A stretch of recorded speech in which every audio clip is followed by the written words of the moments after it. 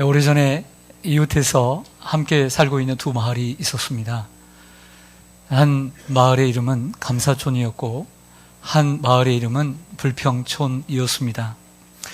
불평촌 사람들은 봄부터 겨울까지 무엇이든지 원망과 그리고 불평을 쉬지 않았습니다.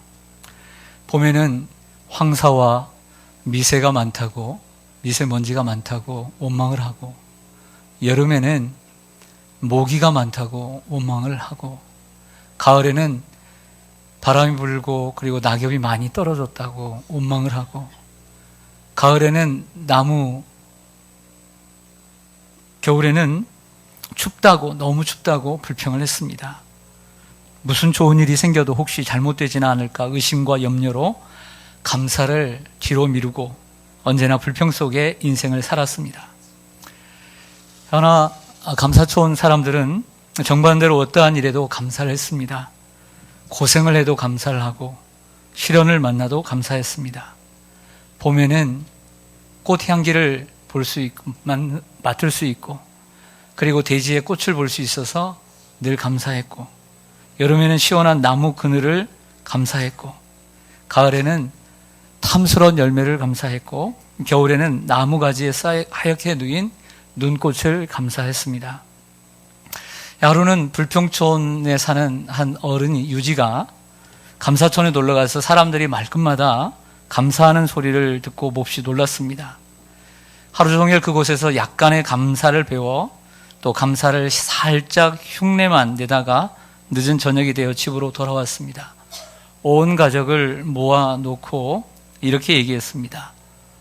에이, 하루 종일 감사촌에 갔다가 얻어먹은 것도 없이 감사만 하고 왔네. 성도 여러분, 원망과 불평은 습관입니다. 불평하는 사람들을 보십시오.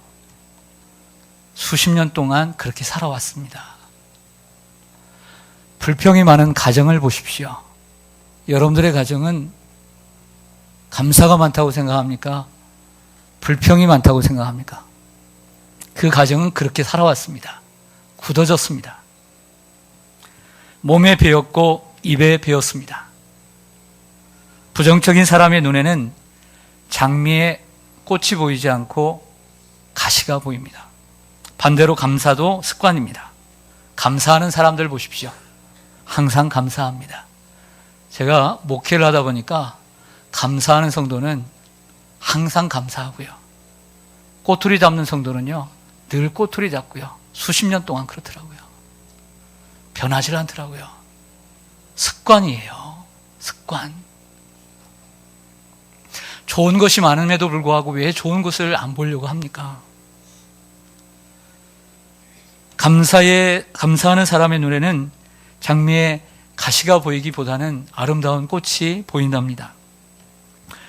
찰스 리드라고 하는 사람은 이런 말을 했습니다. 사회학자인데, 생각은 곧 말이 되고 말은 행동이 되며 행동은 습관으로 굳어지고 습관은 성격이 되어 결국 운명이 된다.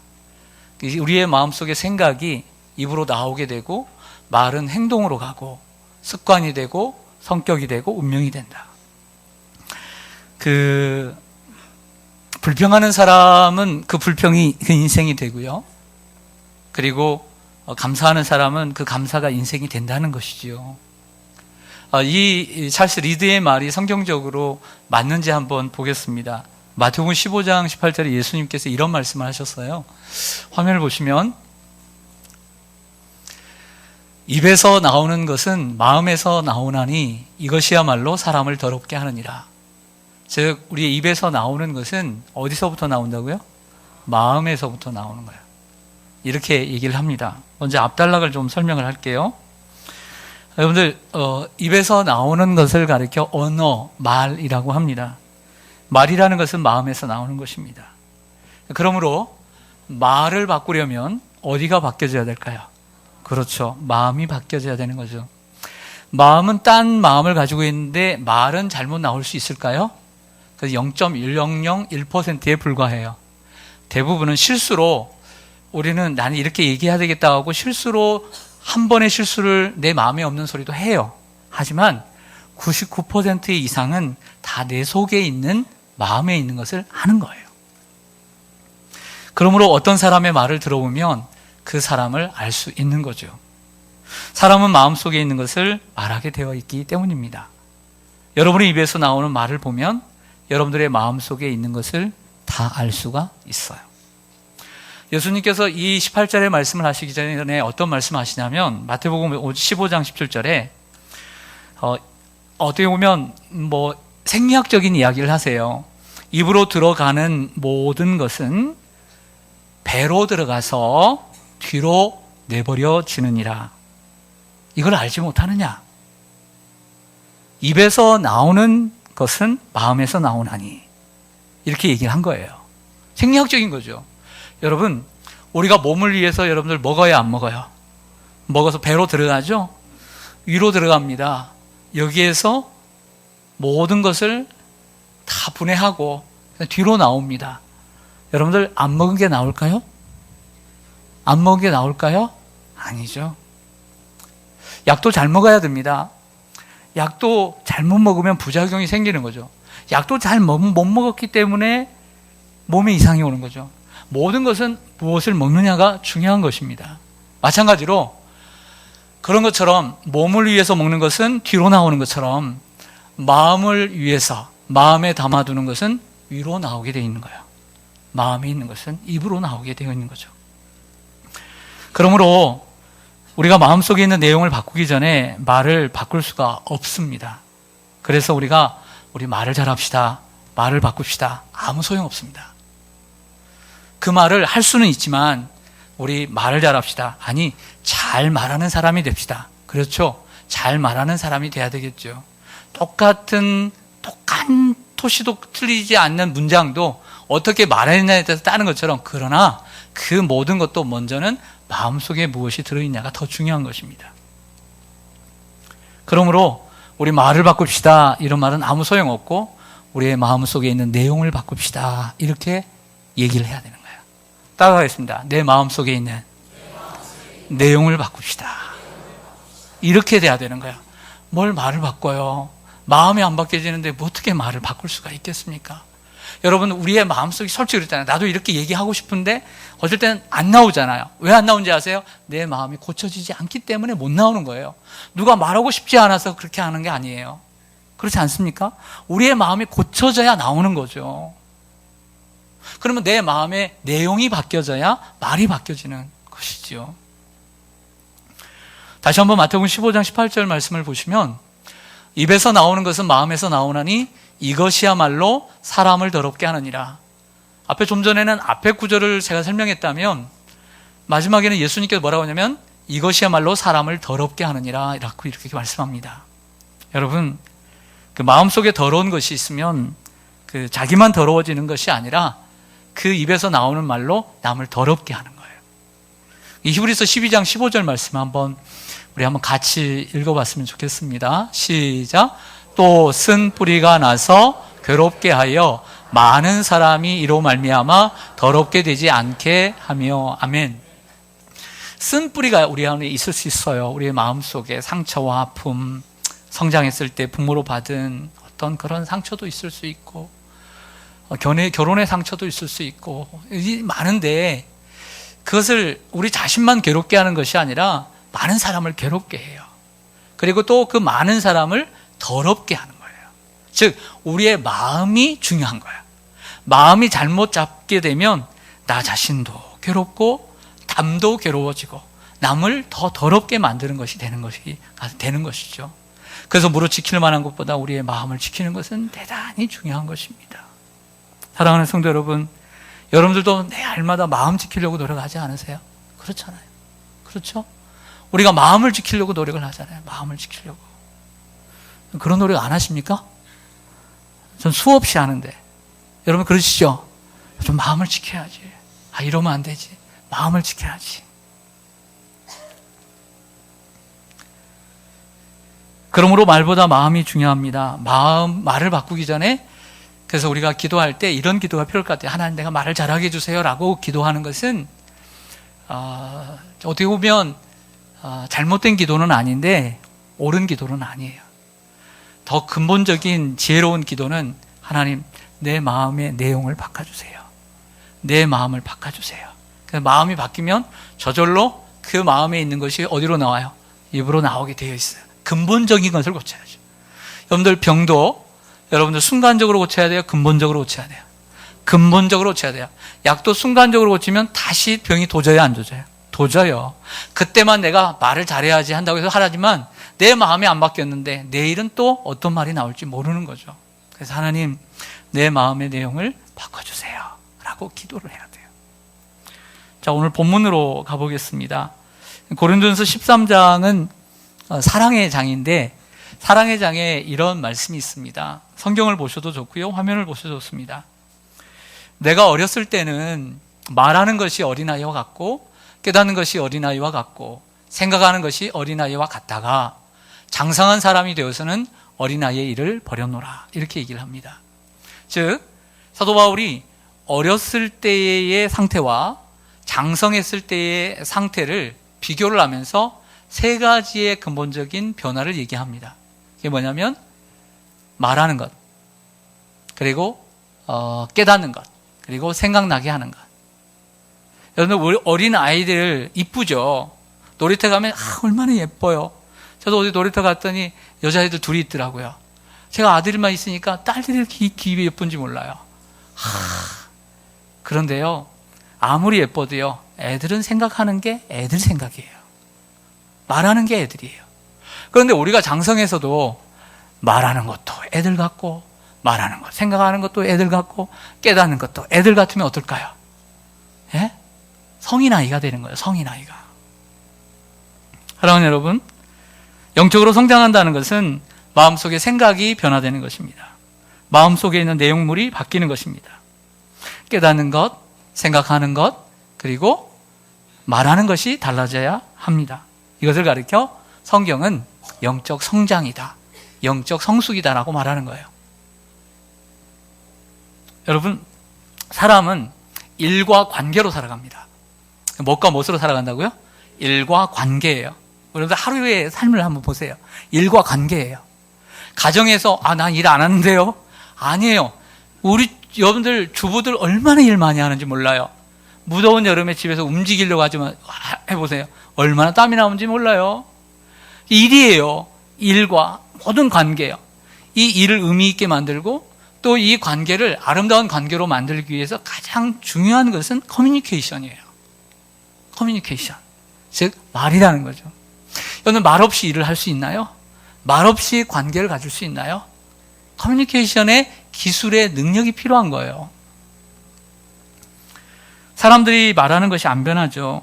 남편을 한 40년 동안 50년 동안 같이 살았는데 정말 안 변하죠. 안 변하죠. 우리 시온산교회 성도님들만 변하죠. 근데요, 아내들도 안 변하는 아내들도 있어요. 아내들도, 남자들만 뭐라 하지 마세요. 여자들도 사람 똑같아요. 근데 왜 안 바뀌는 줄 아세요? 머릿속에 생각이 안 바뀌기 때문에 그래요.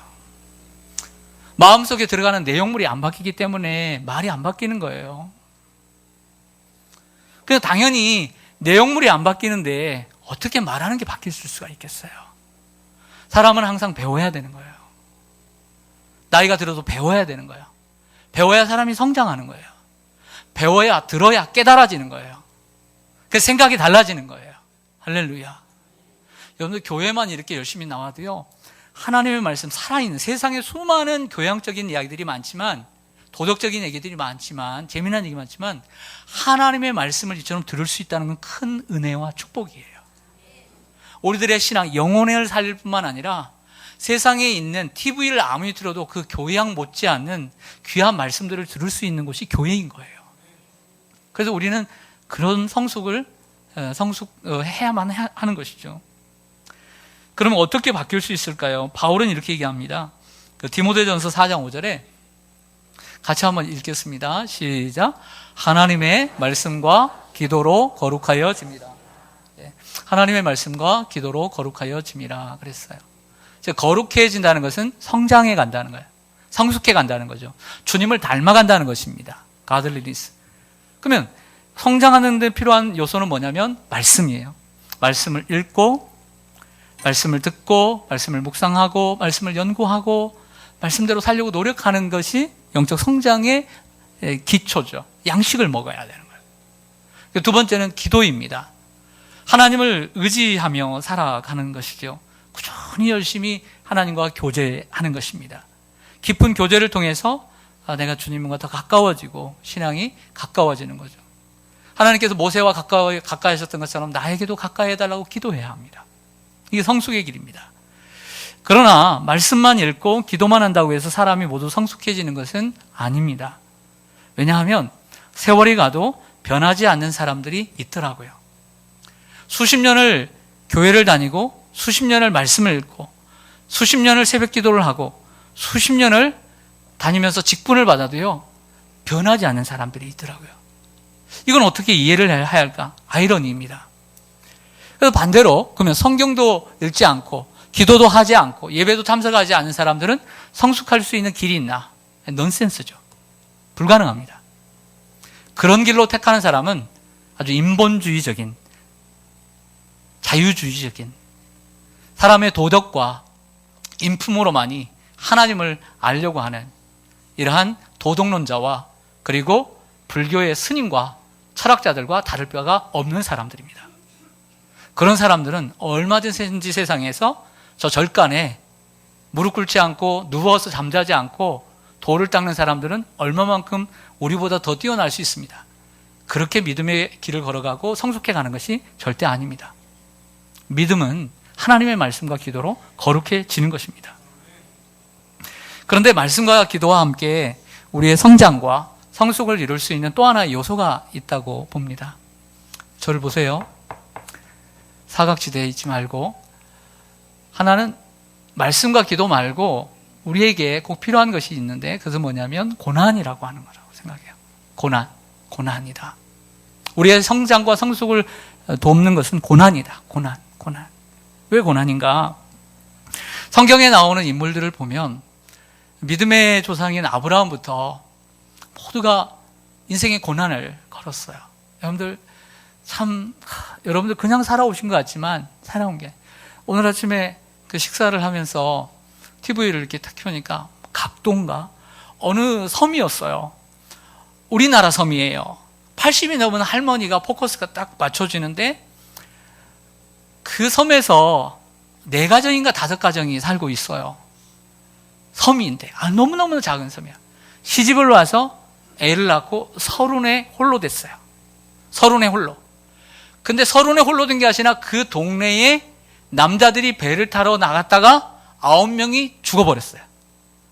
9명의 여자만 남은 거예요. 애들하고. 그렇게 평생을 50년 넘게 살았어요. 50년 넘게. 그 조그마한 섬에서. 그래서 제가 잠깐 그걸 보면서 이게 인생이구나. 얼마나 외로웠을까? 얼마나 힘들었을까? 그 30살의 나이에 혼자 되어서 50년 이상 그 자녀들을 키우며 얼마나 인생을 힘들게 살았을까? 이런 생각을 오늘 아침에 잠깐 했습니다. 고난을 통해 말씀과 기도가 우리에게요, 현실화됩니다. 말씀과 지금까지 들었던 말씀, 하나님과 기도했던 것이 고난이 오면 현실화되고 체험화됩니다. 생활화됩니다. 성육화됩니다. 말씀이 육신이 됩니다. 시편 119편의 다윗의 고백처럼 고난받는 것이 도리어 우리에게 위로가 됩니다. 그리고 그 말씀을 깨닫게 됩니다. 고난을 받게 되니까 그 하나님 말씀이 이런 말씀이었구나 라고 그때 깨닫게 되고 그 말씀이 위로가 되고 그리고 그 고난이 반갑지 않아도 그것이 우리에게 위로가 된다라고 믿습니다. 고난을 당할 때는 끝날 것 같지 않고 계속될 것 같지만 고난 속 너머에 주님께서 예비하신 행복을 바라보면서 끝까지 승리하시기를 소망합니다. 여러분, 때로는 고난이 힘들고 싫어도요, 지금까지 우리가 배웠던 말씀과 기도가 내 것이 되는 순간이다. 작업되어지는 순간. 그냥 재료로 쌓여 있던 것이 공장에서 기계가 돌아가면서 그 압축과 아픔 속에서 내 것으로 변화되면서 말씀과 기도가 그대로 액면 그대로 있는 것이 아니라 새로운 제품화되어서 내 마음속에 들어와야 되는 거야. 이 체험화되고 성육화되어지는 거예요. 이런 은혜가 있기를 원합니다. 어느 날 유명한 노먼 빈센트 필 박사가 열차를 타고 여행을 하게 되었다고 합니다. 이렇게 서로 마주보는 열차 있잖아요. 그래서 그 맞은편에 한 중년의 부부가, 아주 멋진 부부가 앉게 됐대요. 그런데 그 부인이 계속해서 투덜거리고, 그리고 불평거리를 계속 불평을 하더래요. 그래서 가만히 앉아 있었죠. 들어보니까, 좌석이, 불안하다. 이렇게 먼지가 많고, 청소도 안 했는지, 막 불평을 하고, 그러더라는 거예요. 그래서 승무원까지, 그냥 친절하지 않다고, 막 불평을 하고, 청소도 제대로 되어 있지 않고, 깨끗하지 않다고, 막 불평을 하는 거예요. 그때 이제 아내의 말을 막으려고 했던지, 남편이 이제 그 앞에 있는 노먼 빈센트 필 박사에게 인사를 했다고 합니다. 안녕하세요. 네. 그래서 저는 변호사이고, 제 아내는 제조업자입니다. 이렇게 인사를 했대요. 그때 필 박사가, 멋진 아주 좋은 직업을 가지고 계시네요. 그런데 부인께서는 어떤 종류의 제조업에 종사하십니까? 그랬더니 그 남편은 웃으면서 이렇게 대답을 했다고 합니다. 네, 제 아내는 항상 불평을 제조하는 제조업자입니다. 네. 이제 아내가 지금 좀 불평을 얘기해도 좀 이해해 달라는 그런 뜻이었겠지요. 여러분, 오늘 비가 왔습니다. 어제도 비가 왔습니다. 유치부 성경학교도 있었지만 또 성경학교도 비가 오지 않아서 은혜 가운데 잘 마칠 수 있었고, 또 오늘 또 하고 있습니다. 오늘 비가 왔습니다. 여러분들이 가까이 사신 분도 계시고, 멀리 계신 분도 계시고, 걸어서 오신 분도 계시고, 버스를 타고 오신 분도 계시고, 또 멀리서 운전을 하고 오신 분도 계실 것입니다. 아침에 일어나서 교회를 나올 때까지 여러분들은 몇 가지 불평을 제조하셨습니까? 그리고 교회에 들어와서 주보를 보고 사람들을 만나고 오늘 예배를 드리는 순간까지 몇 가지 불평을 제조하셨습니까?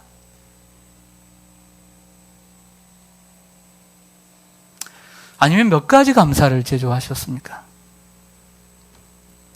이스라엘 백성들은 불평을 제조하는 제조업자들이었습니다.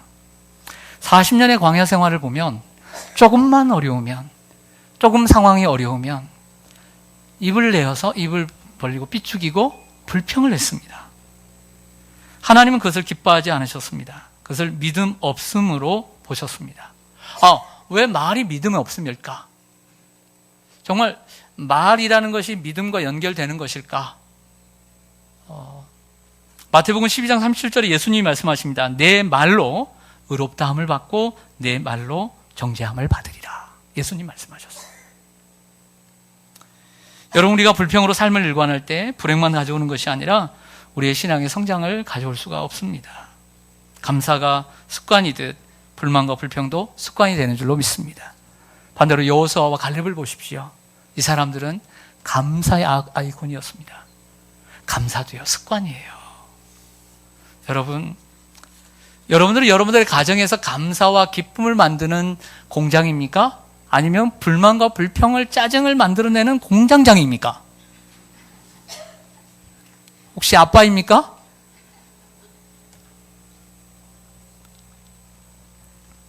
자녀들이 말을 듣지 않고 문제만 만들고 원망과 불평과 짜증을 자주 낼 때 어디 보내고 싶어요? 저 뒤에 눈 뜨세요. 어디 보내고 싶어요?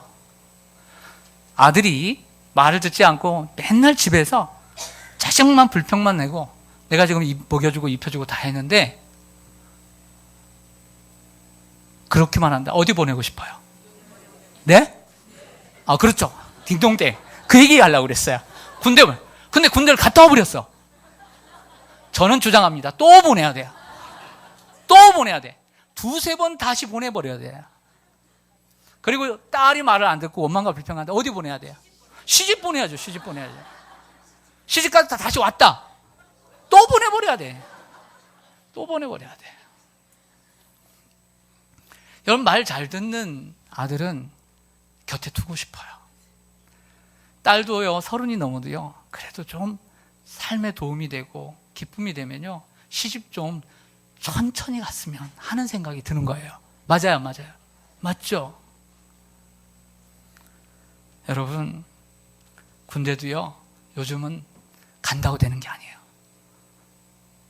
특수부대만 보내야 돼요. 평부대는요, 보내도 안 바뀌어요. 확실히 고치려면 정말 그런 데 보내야 돼요. 요즘 군대가 군대 같지 않아요. 여러분, 뭔가 군대를 보내면 좀 더 습관이라도 바뀌고, 뭔가 좀 내가 이것 좀 바뀌었으면 하는 것들이 바뀌고 와야 되잖아요. 바뀔 수 있겠죠. 여러분, 남의 얘기하니까 그게 좋죠? 여러분들 얘기할게요. 여러분들이 살아오면서 하나님의 자녀죠. 아들이죠. 딸이죠. 항상 불만, 불평만 해. 군대를 보낼 수가 있어요. 고난의 군대로 보내는 수가 있어요. 인생에 내가, 난 이 고난의 산을 한 번 넘었는데요. 인생의 고난이 한 번만 있을 줄 아십니까? 하나님께서 여러분들을 고난의 군대로 보내는 수가 있어요. 누가복음 17장에 보면 잘 아시는 대로 예수님께서 나병 환자 10명을 고쳐주시는 사건이 나옵니다. 근데 이것이 분명히 치유의 사건이잖아요. 믿음의 사건이고 구원의 사건인데 포커스는 어디에 있어요? 포커스는 감사 쪽으로 가고 있단 말이에요. 감사. 예수님의 말씀을 듣고 제사장에게 가다가 10명이 모두 깨끗함을 받았습니다. 그 중에 사마리아 사람 한 사람만 예수님께 돌아와 엎드려 감사하자 예수님이 처음 하신 말은 10명이 다 깨끗함을 받았는데 어찌하여 너만이 왔느냐 이렇게 얘기했단 말이에요. 범사에 감사하라. 한 달 동안 우리가 살펴보는 범사에 감사를 선택하라는 말씀입니다. 감사를 선택하라는 말은요, 여러분, 감사는 조건이 아니다 라고 하는 거예요. 다시요. 감사를 선택하라는 말은 감사는 조건이 아니다는 거예요. 다시 설명하면 여러분들 행복해요. 즐거워요. 모든 게 잘 돼. 그러면 감사하는 것이 아니라는 거예요. 왜? 조건이 아니니까. 불평할 수 있는 거예요. 재벌들이. 그러나 지금 상황이 어렵고 몸이 아프고 경제적으로 어려워도, 어려운 고난이 와도 얼마든지 감사할 수 있는 거예요. 왜? 감사하는 조건이 아니니까. 무슨 말인지 이해 가겠어요? 할렐루야. 따라서 하겠습니다. 감사는 조건이 아니다. 나도 감사할 수 있다. 할렐루야. 여러분도 감사할 수 있어요. 감사하는 자가 하나님을 영화롭게 하는 거예요. 감사하는 자가.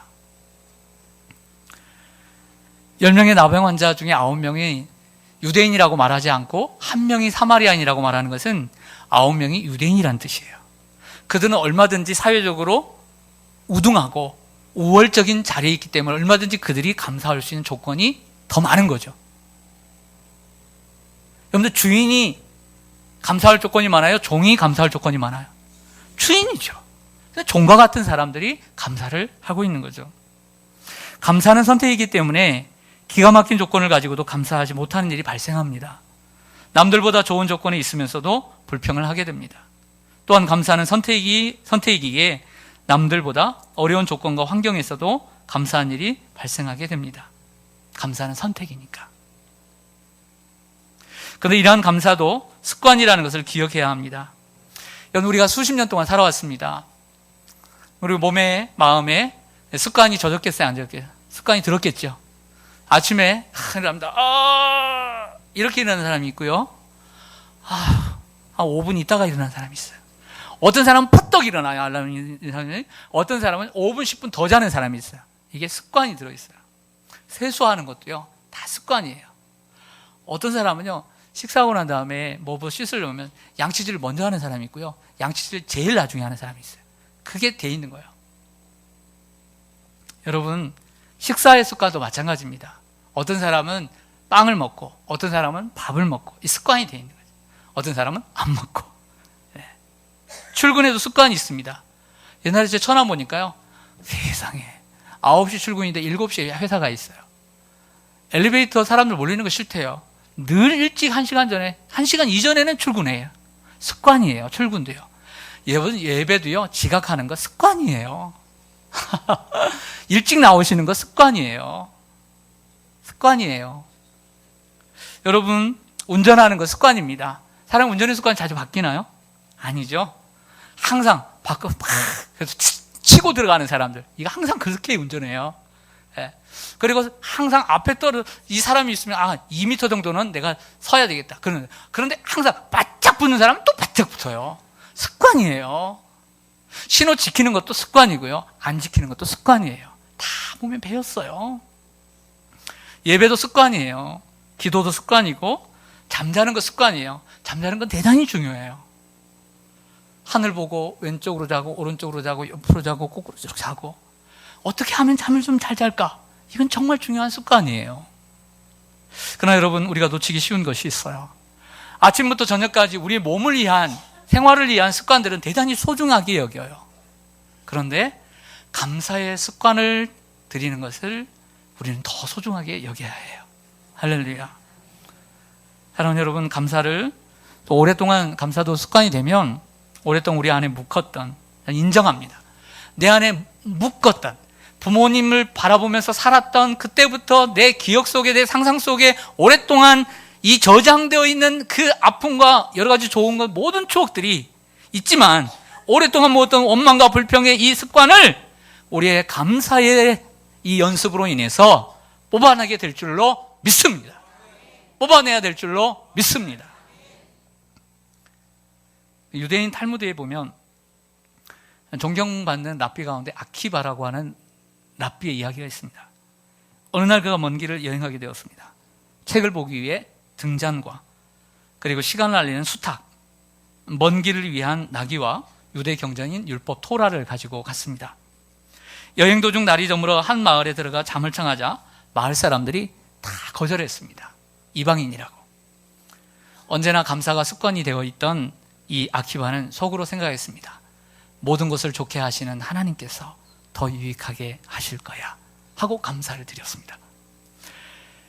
마을 외곽에 천막을 치고 잠을 청했습니다. 그러나 잠이 오지 않자 토라를 읽으려고 등불을 켰습니다. 근데 바람이 세게 불어서 등불이 꺼져버리고 또 켤 수가 없었습니다. 그래도 하나님이 더 유익하게 하실 거야 하고 감사를 했습니다. 다시 잠을 청하자 또 이번에는 사나운 짐승의 울부짖는 소리에 나귀가 놀라 도망을 쳐버렸습니다. 이쯤 되면 불평이 나올 만도 한데 하나님이 더 유익하게 하실 거야 라고 하고 또 감사했습니다. 나귀가 도망치는 바람에 수탉도 놀라 멀리 날아가 버렸습니다. 그러나 그는 하나님이 다 유익하게 하실 거야 하고 또 감사를 드렸습니다. 이튿날 아침이 되어서 날이 밝아서 마을에 들어가 보았습니다. 근데 난리가 아닙니다. 전날 밤 도적대가 들어와서 숲격에서 쑥태밭이 되었습니다. 사람들이 다 죽었습니다. 만일 등잔이 켜져 있었으면, 그리고 나귀나 수탉이 울부짖었다면 어떻게 되었을까요? 언제나 감사가 습관이 되어 있는 이 아키바를 하나님께서 지켜주신 것입니다. 말씀을 정리하고자 합니다. 인생은 앞북 치는 사람과 뒷북 치는 사람이 있습니다. 따라가겠습니다. 앞북 치는 사람, 뒷북 치는 사람. 뭔 얘기인 줄은 알시죠? 네. 랍비 아카비는 앞북 치는 사람이었을까요? 뒷북 치는 사람이었을까요? 그렇죠. 앞북 치는 사람이었죠. 왜냐하면 잊어버렸잖아요. 부재 속에서 감사하고, 고난 속에서 감사하고, 슬픔 속에서 감사하고, 아쉬움 속에서 감사를 했기 때문이죠. 근데 사람들은 풍성함 속에서 감사하려고 하고, 건강함 속에서 감사하려고 하고, 부족함이 없는 것 가운데서 감사를 하려고 하기 때문이죠. 뒷북 감사도 중요합니다. 뒷북 감사도 어느 정도 효력은 있습니다. 그러나 하나님이 정말 기뻐하시는 감사의 최고봉은 앞북 감사입니다. 그 대표적인 사람이 바로 욥입니다. 욥은 있음에도 감사했지만 모든 것을 잃어버린 그 순간, 그때부터 감사하는 사람이 되었습니다. 만약에 나중에만 감사했다면 이 성경에 기록될 이유가 없었을 것입니다. 여러분들은 인생을 살아오면서 앞북을 많이 쳤습니까? 뒷북을 많이 친 것 같습니까? 네, 정말 앞북 친 분들도 많지만, 앞북 감사를 하신 분들도 많지만, 여러분들 뒷북 감사만 하지 말고 이제는 좀 더 앞북 감사를 칠 수 있는 여러분들 되기를 바랍니다.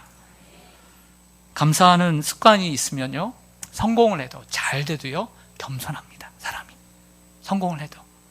그리고 실패를 해도 좌절하지 않고요. 감사하는 사람은 실패를 해도 좌절하지 않고 비굴하지 않습니다. 감사는 겸손의 열매입니다. 감사의 습관을 들인다는 것은 정말 결코 쉬운 일이 아닙니다. 어려운 일입니다. 왜냐하면 우리가 지난 수십 년 동안 살아오면서 원망과 불평의 습관이 뿌리 깊이 젖어 있기 때문입니다.